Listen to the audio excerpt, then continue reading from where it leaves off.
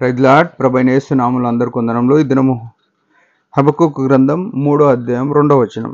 యెహోవా, నిన్ను గూర్చిన వార్త విని నేను భయపడుచున్నాను. యెహోవా, సంవత్సరములు జరుగుచుండగా నీ కార్యము నూతన పరచుము. సంవత్సరం జరుగుచుండగా దానిని తెలియజేయము.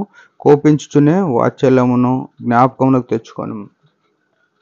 ప్రభునందు ప్రియమైన వారలారా, యేసుక్రీస్తు రక్తం చేత విమోచింపబడిన మనము, రక్షింపబడిన మనము, సంఘంలో కొనసాగుతున్న మనము ఈ మాటను జాగ్రత్తగా గమనించాలి. ఇక్కడ ఏమంటున్నాడు? సంవత్సరములు జరుగుచుండగా నీ కార్యము నూతన పరచుము అంటున్నాడు.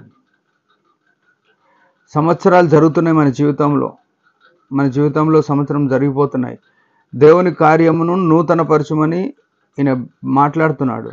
దేవుని కార్యమును మనం ఏం జరిగిస్తాం? ఆయన మనలో నూతన కార్యం జరిగించాలని ఆయన మొరపెడుతున్నాడు. దేవుడు నూతనమైన కార్యం చేయాలంటే మొట్టమొదట మనం ఏం చేయాలా అనేది ఇది చాలా అర్థం చేసుకోవాల్సిన మాట. ఆయన నూతన కార్యం మనలో చేయాలంటే మనం ఏం చేయాలంటే మనము ఆయన యొద్దకు రావాలి. మొట్టమొదట మనం ఆయన పాదాల దగ్గర కూర్చోవడం నేర్చుకోవాలి. మనం ఆయనకు విధేయత కనపరచడం నేర్చుకోవాలి. మనం ఎప్పుడైతే ఆ స్థాయిలోకి వస్తామో ఆయన మనలో నూతనమైన కార్యం చేస్తాడు. మనము ఎప్పుడైతే గర్వంగా ఆయనకు అందుబాటులో లేకుండా ఉంటామో మన జీవితంలో ఏం కార్యం చేయడు. మనం అనుకుంటాం, నేను వాక్యం చెప్పాలా, పాటలు పాడాలా, పరిచర్య చేయాలా, సంఘం నడిపియాలా, ఇంకెన్నోసార్లు అనిపిస్తుంటుంది. ఇట్లా రక్షింపబడిన ప్రతి ఒక్కరు, సంఘంలో ఉన్న ప్రతి ఒక్కరికి అనిపిస్తుంటుంది.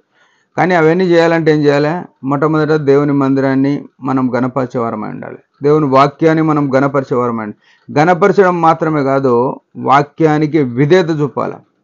మన జీవితంలో వాక్యానికి స్థలం ఉందా అంటే, వాక్యాలన్నీ మన మెదడులో ఉంటాయి, మన మనసులో ఉంటాయి. కానీ దాని ప్రకారం నడవకపోతే వాక్యం మనలో లేనట్టే. మన అడుగులు వాక్యానుసారంగా నడవాలి. మన ప్రవర్తన అంటే మనం చేసే ప్రతి పనిలో కూడా ఇది వాక్యానుసారంగా చేసేది కాదు కాబట్టి నేను చేయలేనని చెప్పేటట్టు ఉండాలి. మనకు నచ్చినవి చేస్తాం, మనకు నచ్చిన స్థలానికి పోతాం, మనకు తోసినట్టు చేసి మనం దేవుని చిత్తం చేస్తున్నామని చెప్పుకునే సేవకులు ఉన్నారు, విశ్వాసులు ఉన్నారు. మన చిత్తం ఏదో చేసి దేవుని చిత్తం అని చెప్పొద్దు, అది పెద్ద పాపం. దేవుడు నూతన కార్యం చేయాలని కోరుతున్నాడు. నూతన కార్యం చేయడానికి ఆయన ఏమంటాడంటే, నువ్వు మొట్టమొదట ఆయన దగ్గరికి రావాలి, మొట్టమొదట ఆయనకు విధేయత కనపరచాలి. మొట్టమొదట ఆయన చెప్పిన మాటకు సంపూర్తిగా విధేయత కనపరిస్తే ఆయన మనల్ని వాడుకుంటాడు. ఆయన వాడుకోవాలంటే, ఆయన నూతనంగా మనల్ని మార్చాలంటే మనకు ఆయనకు అవకాశం ఇవ్వాలి. ఆయనకు అవకాశం ఇవ్వకపోతే ఆయన ఏం చేయలేడు. ఆయన బలవంతంగా ఎవరిని కూడా లాగలేడు. ఆయన లాగాలని కూడా ప్రపంచమంతా ఆయన ఒక్కొక్క సెకండ్ పట్టదు. కానీ ఆయన బలవంతంగా మనిషికి స్వేచ్ఛనిచ్చినాడు. నీ అంతలో నువ్వే రావాలి, హృదయపూర్వకంగా రావాలి. అందుకే అంటాడు, మీరు నా యొద్దకు మరలుకొనుడి.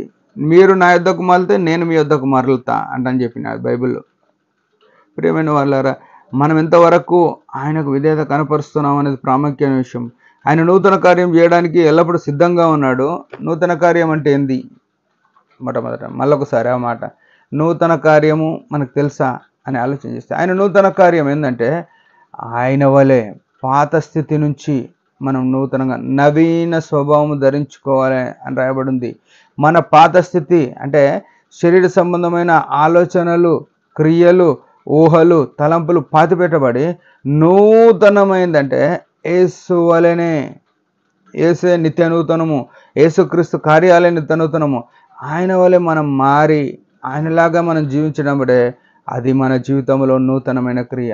దినదినము మార్పు చెంది, దినదినము మనము రూపాంతరం చెంది ఆయన వలె ఉండాలని దేవుడు కోరుతున్నాడు. హబక్కూకు యొక్క హృదయవాంఛ అదే, నాలో నూతన కార్యం చేయంటే. హబక్కూకు ఎట్లున్నాడంటే నూతనంగా ఆయన మీద ఆధారపడ్డట్టు చూస్తున్నాం. హబక్కూకు జీవితంలో చివరి మాట చూస్తే 3వ అధ్యాయం 17 వచనం, అంజూరపు చెట్లు పోయకుండాను, ద్రాక్ష ఫలింపకపోయినను, ఒలివ చెట్లు కాపు లేకున్నాను, చేనులో పైరు పంటకు రాకపోయినను, గొర్రెలు సాలులో లేకపోయినా, దొడ్డిలో లేకపోయినను, సాలులో పశువులు లేకపోయినా, నేను యెహోవా యందు ఆనందించేదను, నా రక్షణకర్త అయిన దేవుని యందు నేను సంతోషించేదను. ప్రియమైన వాళ్ళారా, ఈ స్థానము మనం ఆరాధన చేయగలుగుతాం.